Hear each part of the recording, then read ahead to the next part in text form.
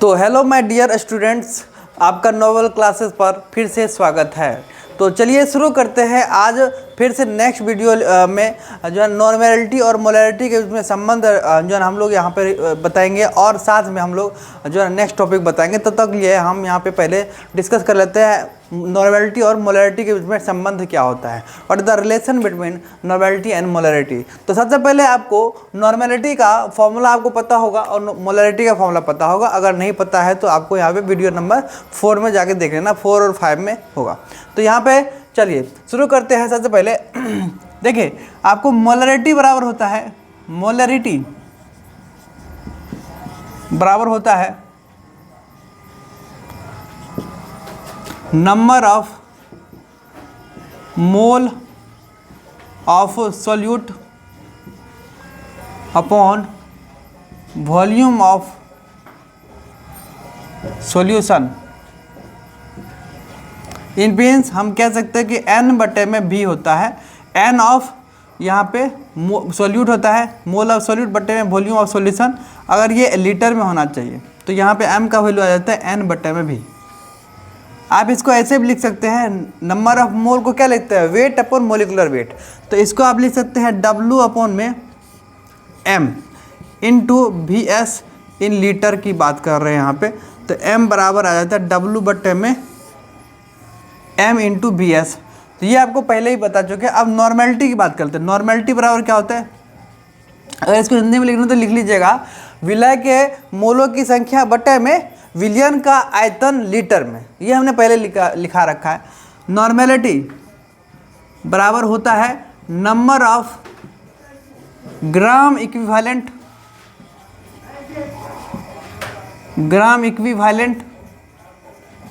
Of solute होता है upon बट्टे में volume of solution, volume of solution. तो आप इसको ये बोल सकते हैं भाई साहब कि n बराबर क्या होता है, number of gram equivalent. Number of gram equivalent मतलब होता है वेट अपॉन इक्विवेलेंट वेट।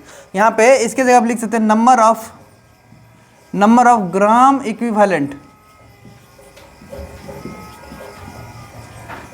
बराबर वेट अपॉन मॉलिकुलर वेट। यहाँ पे वेट अपॉन इक्विवेलेंट वेट, और ये आपको यहाँ पे इक्विवेलेंट वेट मतलब होता है वेट अपॉन, इसके जगह आप लिख सकते हैं मॉलिकुलर वेट अपॉन में एक्स फैक्टर या एन फैक्टर बोल सकते हैं, दोनों में से कोई भी। तो आप इसके जगह आप लिख सकते हैं W बटे में W इंटू एक्स फैक्टर बटे में M। ये आपका आता है नंबर ऑफ ग्राम इक्विवेलेंट। ये आपका नंबर ऑफ ग्राम इक्विवेलेंट आता है। इसको अगर हम इस फॉर्मूले के अंदर डालें तो यहाँ पे नॉर्मेलिटी का फॉर्मूला क्या बन के आएगा, यहाँ पे नंबर ऑफ ग्राम इक्विवेलेंट की जगह पे रखेंगे W into x factor whole divided by M। और ये वॉल्यूम ऑफ सॉल्यूशन पहले से ही है, volume of solution in litre, ये पहले से है। इसको आप इक्वेशन नंबर 1 और इसको आप इक्वेशन नंबर 1 मान लीजिए। अब यहाँ से डिवाइड कर लेते हैं इक्वेशन 1 बाय सेकेंड। तो क्या बन जाएगा आपका, यहाँ पे सेकेंड को डिवाइड कर लेते हैं तो आसान होगा, n यहाँ पे बाय 1। तो इसको डिवाइड कर लेते हैं n बटे में m बराबर, यहाँ पे लिखेंगे W इंटू एक्स फैक्टर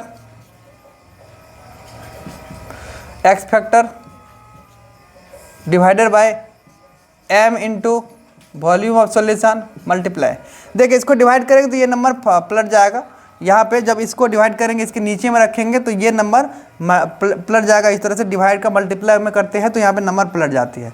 जैसे कि 4/5 को डिवाइड करते हैं 7/5 से, तो क्या करते हैं 4/5 मल्टीप्लाई 5/7 करते हैं। तो डिवाइड को अगर मल्टीप्लाई में कन्वर्ट करना है तो नंबर यहाँ पे राइट वाले नंबर क्या हो जाते हैं, पलट जाते हैं। तो यहाँ से अगर n बटे m, तो n तो ऊपर रखेंगे, m को नीचे रखेंगे, इसको नीचे रखेंगे।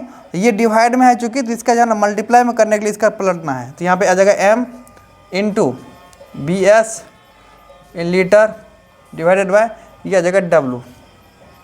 तो यहाँ से आपका W से W कैंसिल हो जाएगा, ये M से ये M कैंसिल हो जाएगा और VS से VS भी कैंसिल हो जाएगा। तो बचेगा आपका N बराबर ये M इंटू एक्स फैक्टर। तो N बराबर M इंटू एक्स फैक्टर, ये आपका रिलेशन आता है। अब एक्स फैक्टर निकालने के लिए हमने आपको पिछले क्लास में बताया था, जब नॉर्मेलिटी बताए थे, लेक्चर नंबर 6 नहीं लेक्चर नंबर 5 ने आपने बताया था। तो आपको सर्च कर लेना है लेक्चर नंबर 5 और उस पर देख लेना नॉर्मेलिटी में कैसे निकाला जाता है एक्स फैक्टर। एक्स फैक्टर निकालने के लिए हमें 3 तरह से निकाला जाता है। या तो आपको एसिडिटी में एसिडिक नेचर कितना है, मतलब H+ कितने, उसमें डिजॉल्व यहाँ पे जो है ना बाहर आ रहे हैं, और या तो उसमें OH- कितने बाहर आ रहे हैं, है ना। या तो आप उसको बोल सकते हैं कि कितने आयंस बाहर यहाँ पे बाहर आ रहे हैं, ठीक है। उसको हम लोग यहाँ पे नंबर ऑफ H+ आयन बोलेंगे एसिड में, बेस में नंबर ऑफ OH- आयन बोलेंगे, या number of ions in salt में बोलेंगे। उसको हम लोग यहाँ पे एक्स फैक्टर के नाम से जानते हैं। तो जैसे कि एक क्वेश्चन यहाँ पे इसके ऊपर ले लेते हैं, उसके बाद हम नेक्स्ट टॉपिक पे याद करेंगे। जल्दी इसको लिख लीजिए फटाक से।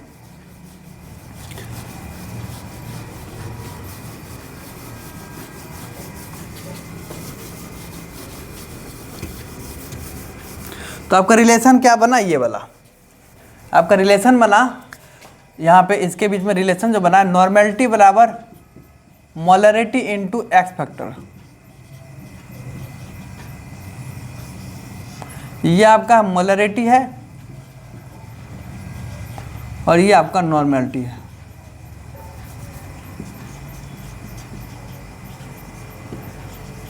जैसे कि आपको एक क्वेश्चन ले रहा हूं मैं, यहाँ पे लिखा हुआ है 0.3 molar H2SO4 dissolve in a solution, then find normality, यहाँ पे 0.3 मोलर H2SO4 घोला गया है विलियन में, तो उसका नॉर्मलता ज्ञात करें।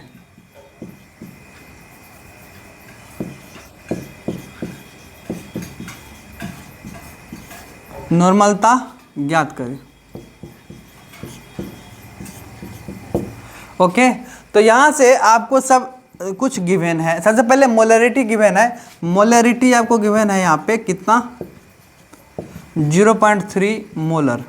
उसके बाद आपको H2SO4 डिजॉल्व किया गया है, तो H2SO4 का यहाँ पे सॉल्यूट है, तो इसका यहाँ पे नंबर ऑफ एक्स फैक्टर निकाल लेते हैं। एक्स फैक्टर कितना आएगा, एक्स फैक्टर H2SO4 में जब इसको हम डिजॉल्व करते हैं वाटर के साथ, तो इसमें 2H+ और SO4 2- डिसोसिएट हो जाता है। इसमें से H2SO4 को जब डिजॉल्व करते हैं वाटर के साथ, तो डिसोसिएट क्या क्या होता है, 2H+ और SO4 2- में डिसोसिएट हो जाता है, मतलब कि टूट जाता है, ठीक है। इलेक्ट्रोलाइट करने के बाद आप यहाँ पे ये बन जाता है। तो कितने H+ आएंगे इसमें, तो यहाँ पे 2, तो एक्स फैक्टर भी आपका 2 ही आ जाएगा, ठीक है। एक्स फैक्टर 2 आ जाएंगे। अब आपको निकालना नॉर्मेलिटी, तो नॉर्मेलिटी के लिए फॉर्मूला लगाएंगे M into x factor. Solute का एक्स फैक्टर लिया जाता है, तो यहाँ से आपका मोलरिटी दिया हुआ है 0.3 इंटू 2, तो ये आपका आ जाएगा 0.6 N नॉर्मल आपका आ जाएगा नॉर्मेलिटी।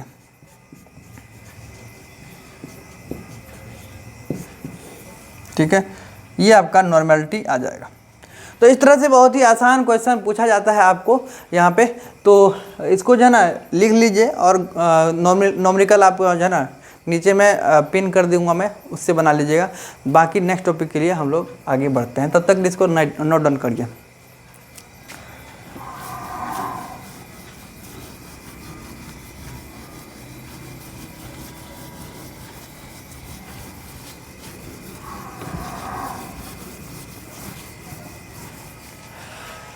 अब मैं नेक्स्ट टॉपिक बताने वाला हूँ मोल फ्रैक्शन क्या होता है, फिर उसके बाद हम रिलेशन जानेंगे। तो आज हम लोग मोल फ्रैक्शन जान लेते हैं पहले क्या होता है। देखिए मोल फ्रैक्शन,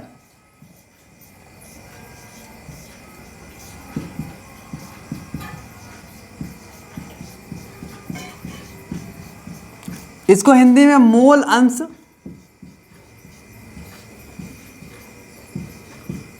या भिन्न, मोल भिन्न, या इसी को प्रभाज, मोल प्रभाज के नाम से जानते हैं। एक ही बात है। मोल फ्रैक्शन को इंग्लिश में, मोल फ्रैक्शन यहाँ पे इंग्लिश में नाम है, तो हिंदी में क्या है, मोल अंश, मोल भिन्न, मोल प्रभाज। ये आप किसी भी नाम से आप इसको जो है ना बोल सकते हैं। तो चलिए, ये होता क्या है, आपको यहाँ पे दिख रहा है कि फ्रैक्शन की बात हो रही है, फ्रैक्शन की।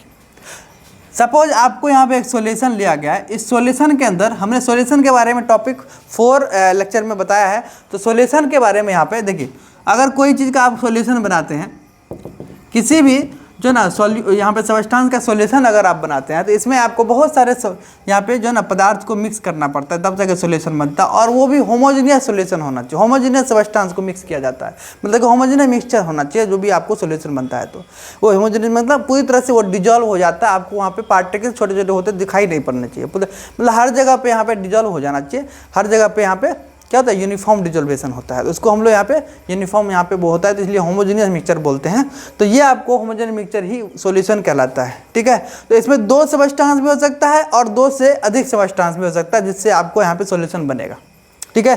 तो सॉल्यूशन बनने के लिए सपोज ये आपका सॉल्यूशन जो है, इसमें मान के चलिए हमने यहाँ पे 2 सब्सटेंस बना लिया है, एक सब्सटेंस लिया है ए और एक सब्सटेंस लिया है बी। ये 2 सब्सटेंस लेने के बाद हमने एक सॉल्यूशन बनाया है।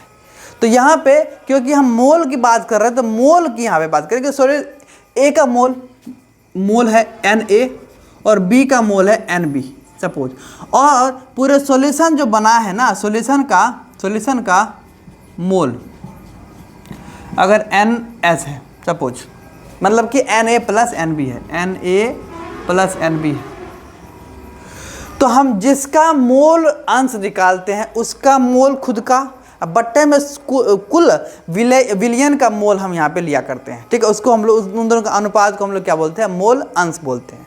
मोल अंश मतलब फ्रैक्शन होता है, फ्रैक्शन लिखना होता है तो क्या लिखते हैं, अंश बट्टा हर लिखते हैं। तो अंश बट्टा हर जो लिखते हैं उसमें अंश ऊपर में, नीचे में हर लिया जाता है।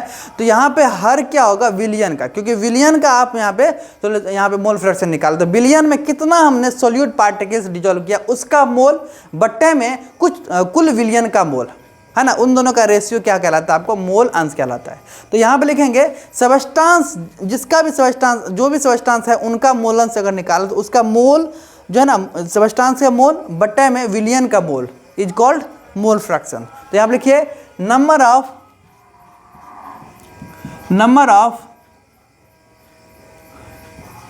Mole of substance itself and, ऐसे लिख लीजिए, the ratio of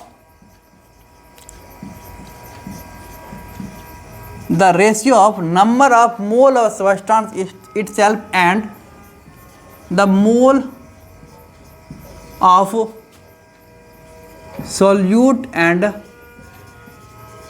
solvent in a solution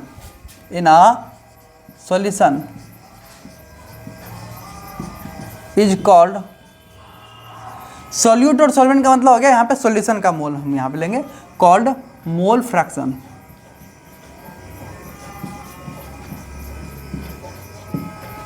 okay, तो यहाँ पे बोल सकते हैं किसी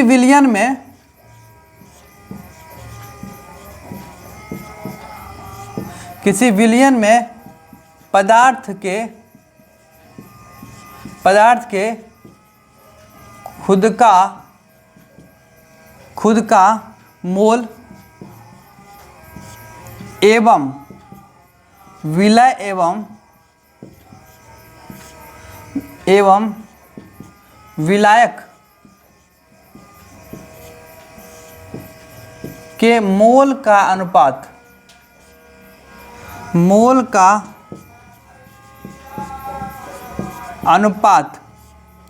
मोल अंश कहलाता है।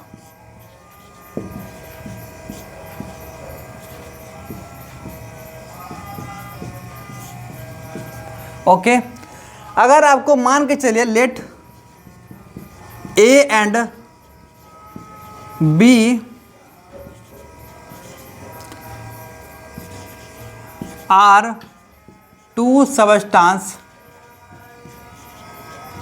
जिससे कि आपको सॉल्यूशन बना है, तो mole fraction mole of A लिखेंगे, mole of A equal to n of A, mole of B equal to n of B, and mole fraction of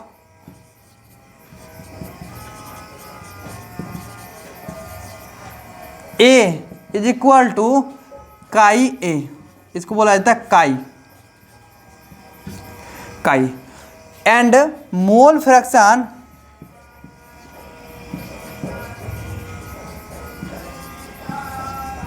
B equal to chi B, ये होता है। तो अगर आपको मोल फ्रैक्शन निकालना है ए का, ठीक है, तो यहां पे क्या करेंगे, यहां पे लिखेंगे काई ए बराबर मोल ऑफ ए बट्टे में मोल ऑफ ए और बी, ये होता है मोल fraction of A.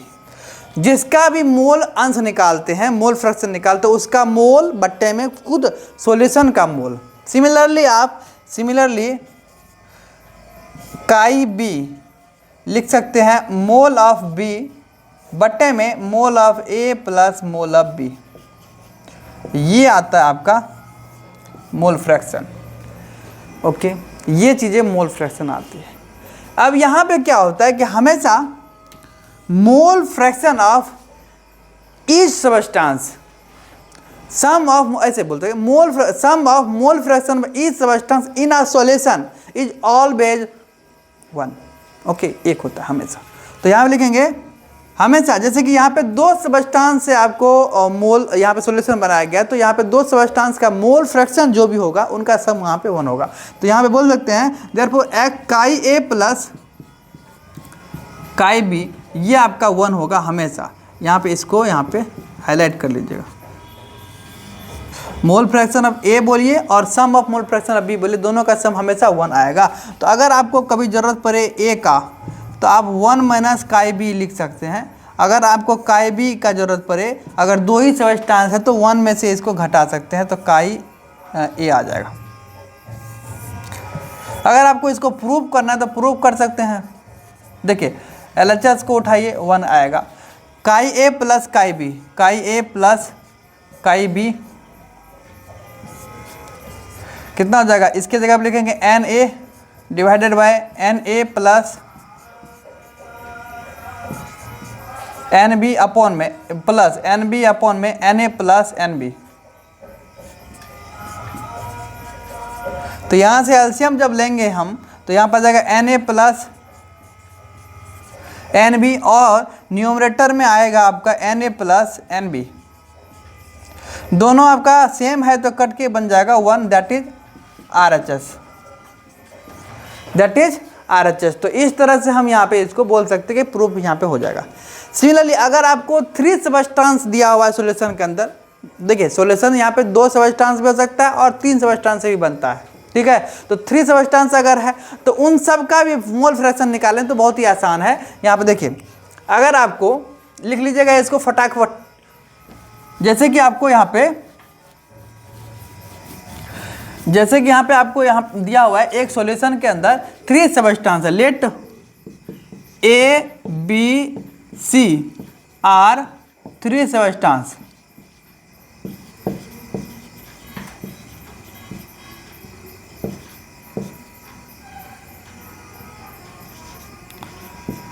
in a solution,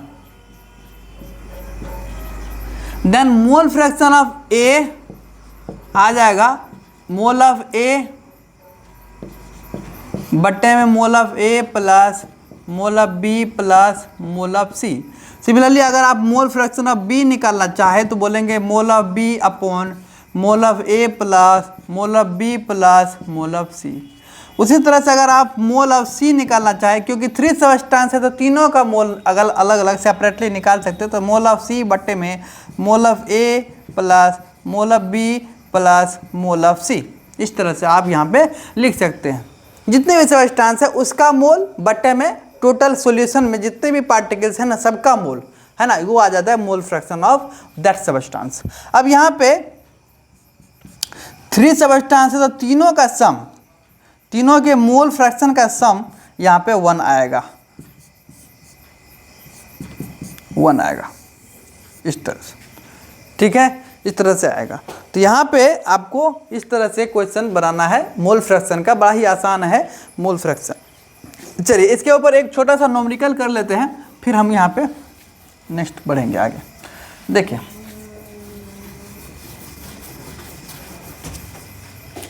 यहाँ पे एक क्वेश्चन है, if 0.2 mole of H2 and 0.3 mole of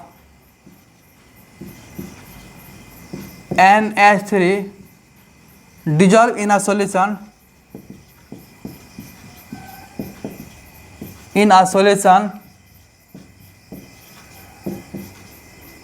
then find mole fraction of each substance, mole fraction of each substance. कह रहा है कि अगर 0.2 मोल H2 तथा 0.3 मोल NH3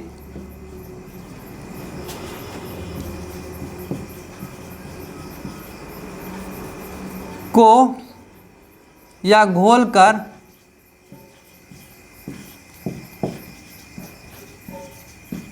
विलयन बनाया है तो प्रत्येक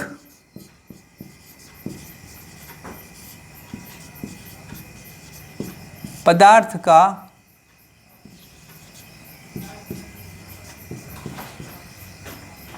मोल अंश ज्ञात करें।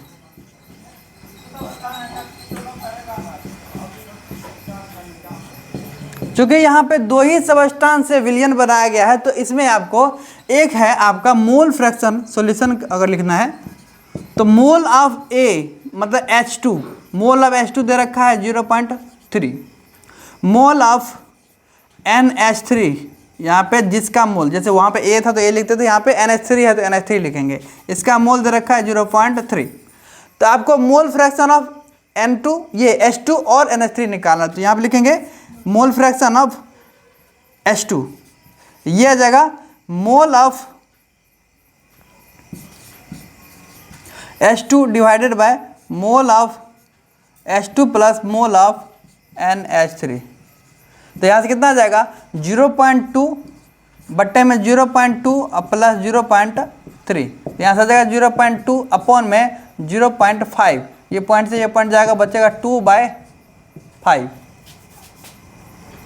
2/5 बचेगा। ओके, सिमिलरली अगर आपको मोल फ्रैक्शन ऑफ यहाँ पे NH3 निकालना है तो आपको अभी जस्ट बताए थे कि अगर आपको 2 सबस्टांस से अगर सॉल्यूशन बनाया गया है तो दोनों का सम 1 होगा। तो अगर आपको पहला पता है दूसरा निकालना है तो 1 में से उसको सब्ट्रैक्ट कर दीजिए, तो यहाँ से आ जाएगा mole of NH3 mole fraction of NH3 बराबर 1 minus mole fraction of H2, तो 1 माइनस 2/5 दैट इज 3/5, ये आपका आ जाएगा mole fraction of each substance आ जाएगा। ओके, तो इस तरह से आप इसको यहाँ पे नोट डाउन करके नीचे पिन कर दूंगा, क्वेश्चन बना लीजिएगा। ओके, आप लोग पढ़ाई अच्छे से करिए और स्टेप बाय स्टेप पढ़िए, सही रहता है, आपको यहाँ पे सारी चीज़ें कवर हो जाएगी, है ना, धीरे धीरे। और मेरे वीडियो को अपने दोस्तों के साथ शेयर भी करिएगा अगर आपको अच्छा लग रहा होगा, और सब्सक्राइब कर दीजिएगा मेरे चैनल को, ठीक है, जिससे कि मैं और भी वीडियो इस तरह से बनाता रहूँ और आपको सारे कोर्स यहाँ पर फ्री ऑफ कॉस्ट जो है ना यूट्यूब पे पढ़ा दूँ। तो आज के लिए मैं इस वीडियो को यहीं पर जो है ना पॉइंट आउट करता हूँ, मतलब एंड करता हूँ। तब तक के लिए आप अच्छे से पढ़ाई करते रहिए, आपका दिन अच्छा हो, शुभ हो। जय हिंद, जय भारत।